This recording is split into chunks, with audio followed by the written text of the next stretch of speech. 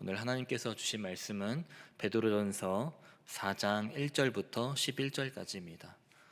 베드로전서 4장 1절부터 11절까지 말씀입니다. 제가 가진 성경으로는 신약성경 381쪽에 있습니다.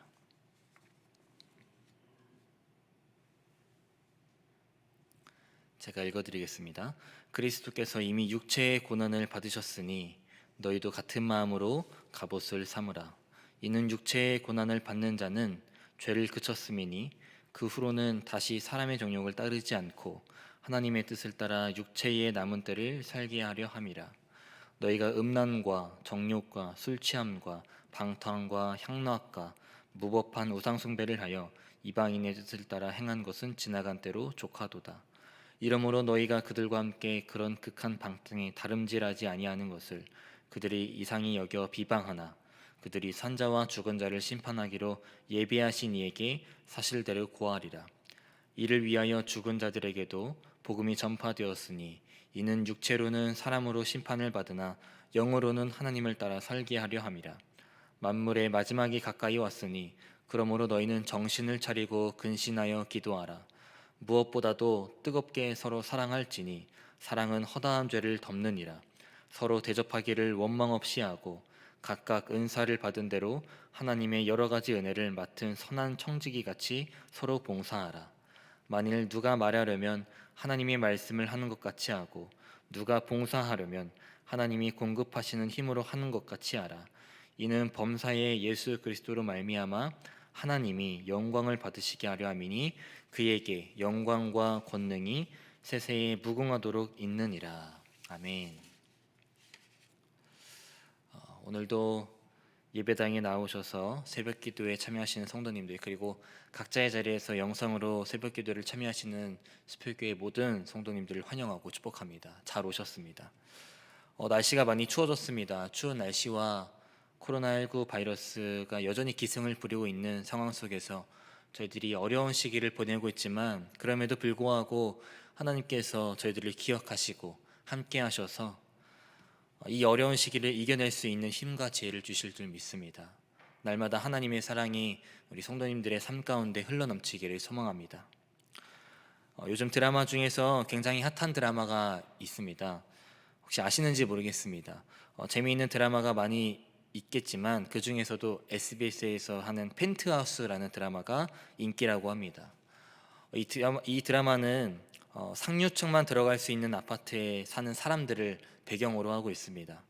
그 중에서 입주자들이 모두가 인정하는 범접 불가의 여자, 그리고 욕망에 가득한 금수저 여자, 상류 사회에 진입하기 위해 어떤 짓이든 하려는 여자, 이 세 여자를 중심으로 자식을 위해서라면 온갖 굳은 일을 마다하지 않고 정상을 향해 질주하는, 그리고 욕망과 허영, 어긋난 모성애를 담은 드라마입니다. 이 드라마 속에서 던져지는 질문들이 몇 가지가 있습니다. 이미 상류층에 있는 사람들이 더 높은 곳으로 올라가려는 이유는 무엇일까? 그렇다면 그들이 꿈꾸던 곳에는 무엇이 기다리고 있을까? 꿈꾸던 곳까지 이르렀을 때 과연 그곳에는 행복함이 있을까? 드라마 내용과 관련된 질문이지만 이 세 가지 질문을 통해서 저희는 인간의 욕망에 대해서 깊이 생각해 볼 필요가 있습니다. 세 가지 질문을 바탕으로 오늘 말씀을 보면서 그리스도인이라고 하는 나는 과연 무엇을 따라 살고 있는가? 인간의 욕망을 따라 살고 있는지, 아니면 하나님께서 원하시는 모습을 살고 있는지 내 삶을 점검하고 돌아보며 결단하는 시간이 되시기를 바랍니다. 1절과 2절 말씀을 한번 보시기 바랍니다. 제가 읽어드리겠습니다. 그리스도께서 이미 육체의 고난을 받으셨으니 너희도 같은 마음으로 갑옷을 삼으라. 이는 육체의 고난을 받은 자는 죄를 그쳤음이니 그 후로는 다시 사람의 정욕을 따르지 않고 하나님의 뜻을 따라 육체의 남은 때를 살게 하려 함이라. 아멘. 이 베드로 사도는 1절에서 그리스도께서 고난 받으셨음을 기억하고 그리스도처럼 고난 받는 것이 마음의 갑옷이 된다고 말하고 있습니다. 고난에 직면했을 때 그리스도께서 받으셨던 고난을 기억하고 그리스도의 마음을 가지라는 것입니다. 그리스도의 마음을 갖게 된다면 어떻게 되겠습니까? 죄로부터 지켜주고 죄에서 멀어지게 하며 정욕을 따르지 않게 됩니다. 앞으로는 하나님의 뜻을 따라 살 수 있다는 것이죠. 특별히 2절 말씀에서는 이 하나님의 뜻과 대조되는 표현이 언급되고 있습니다. 바로 사람의 정욕이라는 표현입니다. 구체적인 예로는 3절 말씀에 나오고 있는데요. 하나님의 뜻은 단수로 되어 있는 반면에 이 사람의 정욕은 모두 복수형으로 기록되어 있다는 것을 알 수 있습니다. 음란, 정욕, 술 취함, 방탕, 향락, 우상숭배. 반대로 하나님의 뜻은 굉장히 단일하고 분명하므로 그의 뜻대로 산다면 안정된 삶을 살 수가 있습니다. 인간의 욕망과 정욕에 사로잡혀서 과거에 죄악된 삶을 살았다면 이제는 지나간 과거로 이미 충분하기 때문에 단일하고 분명한 하나님의 뜻을 따라 살라는 것입니다. 과거의 죄악된 생활은 더 이상 추구할 필요도 없을 뿐더러 과거의 일들을 지속시키지 말라는 것이죠. 하지만 이렇게 하나님의 뜻을 따라 산다는 것이 말처럼 쉬운 일일까요? 4절 말씀을 제가 읽어드리겠습니다. 이러므로 너희가 그들과 함께 그런 극한 방탕에 다름질하지 아니하는 것을 그들이 이상히 여겨 비방하나 라고 나와 있습니다. 하나님의 뜻을 따라 사람의 정욕에서 멀어진 삶을 살고 또 하나님께서 원하시는 모습을 살고 싶은데 이런 모습을 이 세상에서는 이해하지 못한다는 것입니다. 이상하게 생각하고 적대시하고 비난하고 연약하고 나약한 인간이기 때문에 비난받고 고난의 상황 속에 놓여 있는 걸 좋아하는 사람들은 아무도 없을 것입니다.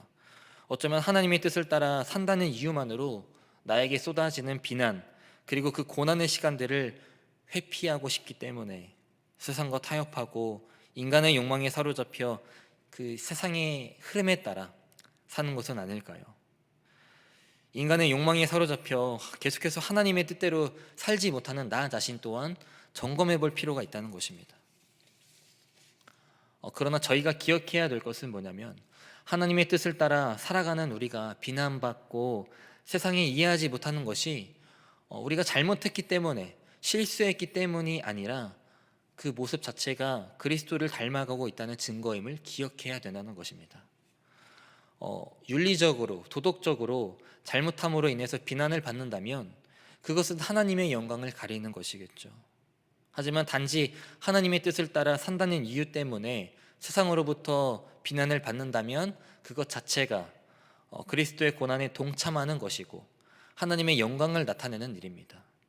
그렇기 때문에 베드로 사도는 고난받는 것을 두려워하지 말라고 말하는 것입니다. 세번역 성경 로마서 8장 18절에 현재 우리가 겪는 고난은 장차 우리에게 나타날 영광의 견주면 아무것도 아니라고 나는 생각합니다 라고 나와 있습니다.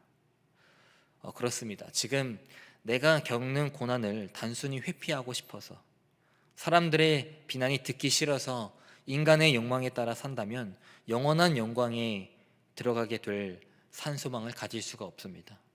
그리스도의 마음을 갖고 고난의 시간을 이겨내시길 바랍니다. 지금은 힘들더라도 영원한 영광에 들어가게 될 산소망을 갖고 나아가시길 바랍니다. 그래서 하나님께서 원하시는 모습, 하나님의 뜻대로 살아가는 저와 여러분이 되시기를 소망합니다.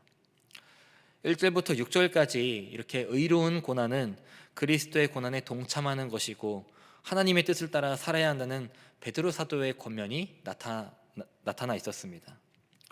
7절부터 11절까지는 종말의 때가 다가오고 있는 가운데에 그리스도의 마음을 갖고 하나님의 뜻대로 살아가는 저희들이 어떤 모습으로 살아가야 하는지 세 가지로 나누어서 설명하고 있습니다.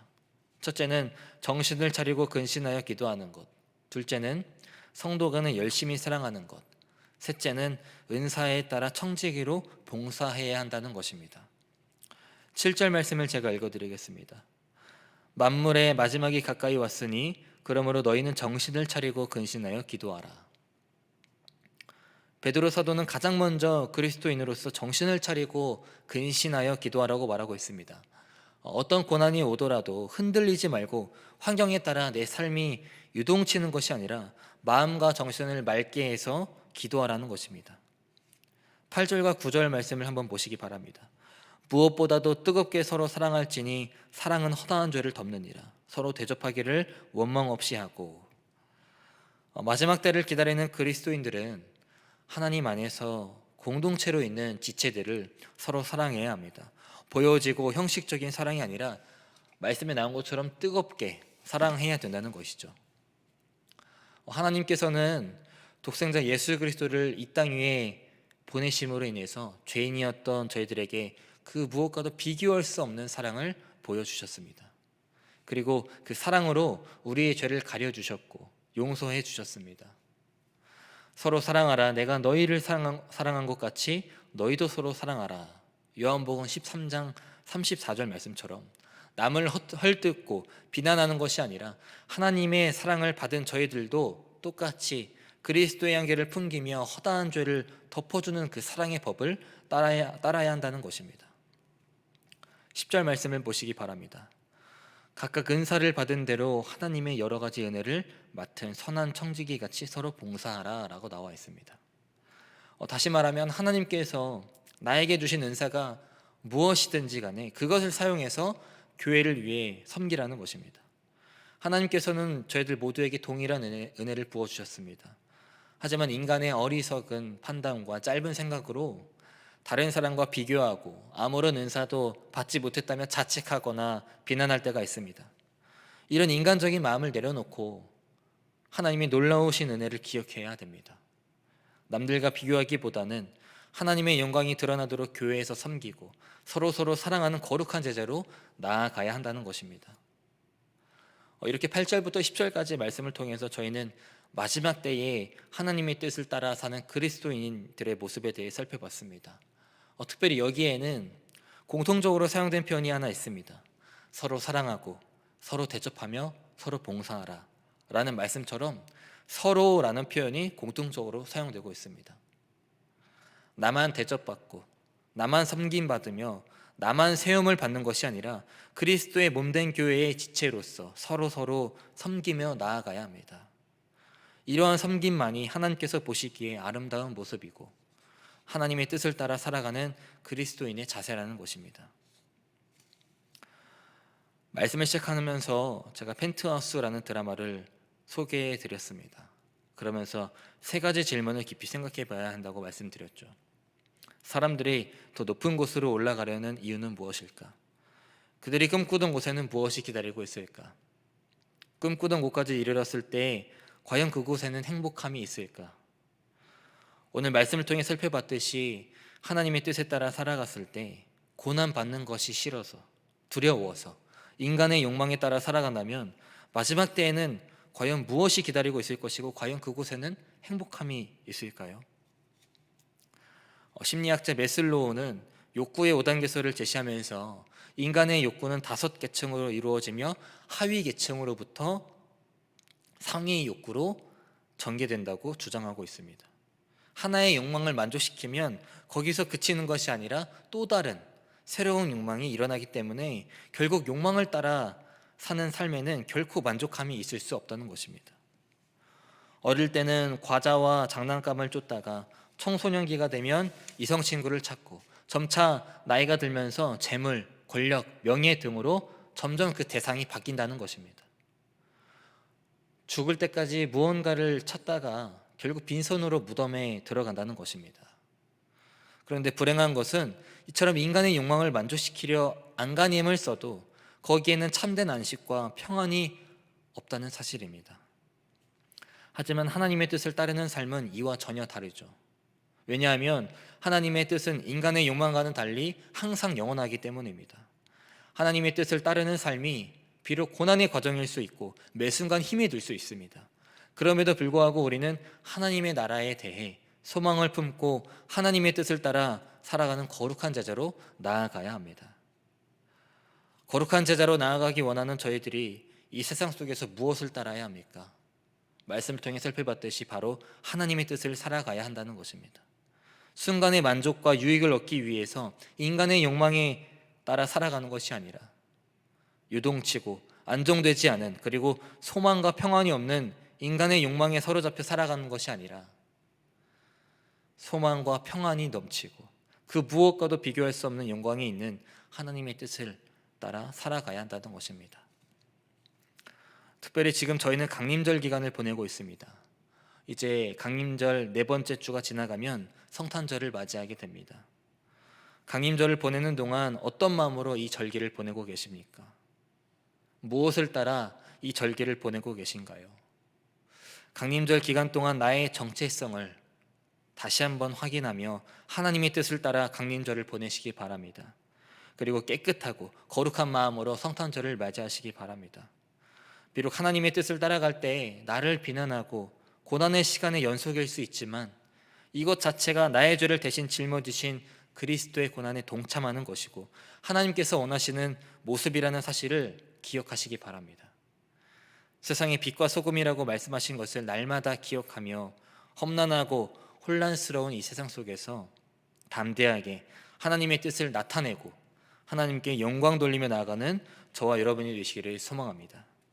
기도하겠습니다. 하나님, 오늘 말씀을 통해 인간의 욕망에 사로잡혀 살아가는 것이 하나님께서 원하시는 모습이 아니고 그리스도인으로서 갖춰야 할 마음과 자세가 아니라는 사실을 깨달았습니다. 어쩌면 저희들이 하나님의 뜻대로 살고 싶은데 세상으로부터 받는 비난과 고난이 두려워서 내 마음대로 인간의 욕망에 따라 살았던 것은 아닌지 고백합니다. 이 시간 결단하오니 하나님의 뜻을 따라 살아갈 때 세상으로부터 받는 비난과 고난이 오히려 인간의 욕망으로부터 멀어지게 한다는 사실과 죄로부터 멀어진다는 사실을 기억할 수 있도록 인도하여 주시옵소서. 그래서 어렵고 혼란스러운 세상 속에서 그리스도의 마음을 갖고 하나님의 뜻을 따라 살아갈 수 있도록 함께하여 주시옵소서. 이 시간 수표교 교회를 위해 기도합니다. 어렵고 힘든 세상 속에서 항상 하나님께서 주신 사명을 기억하여 세상의 빛과 소금의 역할을 감당하는 선교적인 교회로 나아갈 수 있도록 인도하여 주시옵소서. 특별히 김진호 담임 목사님께도 날마다 성령 충만하게 하셔서 목회 사역을 감당하실 때마다 피곤치 않도록 붙잡아 주시고 지혜와 성령께서 함께하여 주셔서 하나님께서 주신 사명을 감당하실 수 있도록 인도하여 주시옵소서. 특별히 대학 수학 능력 시험이 끝나고 이제 면접과 논술 등 어려운 과정들이 남아 있습니다. 우리 교회에 17명의 수험생들이 있는데 어려운 과정들이 남아있다고 해서 포기하는 것이 아니라 모든 걱정과 염려를 하나님께 맡기며 담대하게 그 과정들을 헤쳐나갈 수 있도록 힘을 주시고 지혜를 주시옵소서. 또한 모든 순간순간들이 하나님의 계획이라는 사실을 깨달으며 17명의 수험생들의 믿음이 더욱더 견고해질 수 있도록 역사하여 주시옵소서. 날씨가 많이 추워졌습니다. 수표교회 모든 성도님들의 삶을 하나님의 따뜻한 손길로 보호하여 주시고 건강을 지켜주셔서 아프신 분들 없도록 붙잡아 주시고 환우 분들 또한 하나님의 그늘 아래에 거하며 회복과 치유됨의 역사가 일어날 수 있도록 기름을 부어 주시옵소서. 이제 하루를 시작합니다. 오늘 하루 동안에도 인간의 욕망에 사로잡혀 하나님의 뜻을 따라 살지 않을 때가 있을 줄 압니다. 그러나 하나님의 뜻을 따라 사는 것만이 우리의 삶의 방향이고 하나님께서 원하시는 모습이라는 사실을 기억하며 흔들리지 않고 유동치지 않는 하루가 될 수 있도록 인도하여 주시옵소서. 감사드리며 우리의 소망 되시고 구원자 되신 예수 그리스도의 이름으로 기도드립니다. 아멘.